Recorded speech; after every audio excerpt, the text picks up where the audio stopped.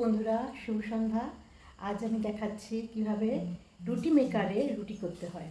আগে আটাটাকে খুব সফট করে মাখতে হবে, তারপরে এরকম গোল গোল করে লেচি কেটে নিতে হবে, হালকা করে একটু রুটির আটা যেটা সেটা এর উপর ছড়িয়ে নিতে হবে। এবারে আটার একটা লেচি নিয়ে নিলাম, নিয়ে এই জাস্ট মিডল থেকে আরেকটু এগিয়ে এই দিকটা বসিয়ে দেবো, হালকা একটু চেপে দিয়ে উপরে ঢাকনাটা এভাবে জোরে চাপলাম। দেখো সুন্দর গোল হয়ে গেছে রুটিটা। এবার কিছুক্ষণ ওয়েট করব, মোটামুটি 30 সেকেন্ডের মতন ওয়েট করলেই হয়ে যাবে।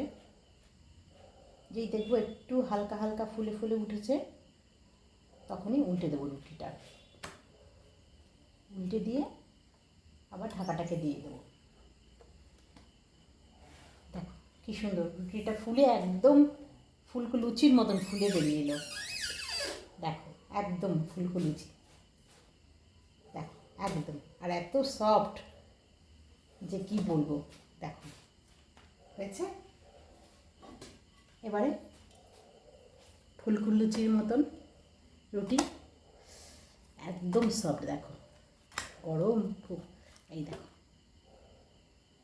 কি সুন্দর, যেমন সফট তেমনি খেতেও খুব ভালো, কিন্তু বানাবার টেকনিকটা ঠিকভাবে করতে হবে। আমি যেভাবে বললাম ঠিকভাবে এইভাবে করে দেখো রুটিটা কতটা সফট হয়েছে। এবার দেখো, এই দেখো কি সফট, কাগজের মতন একদম।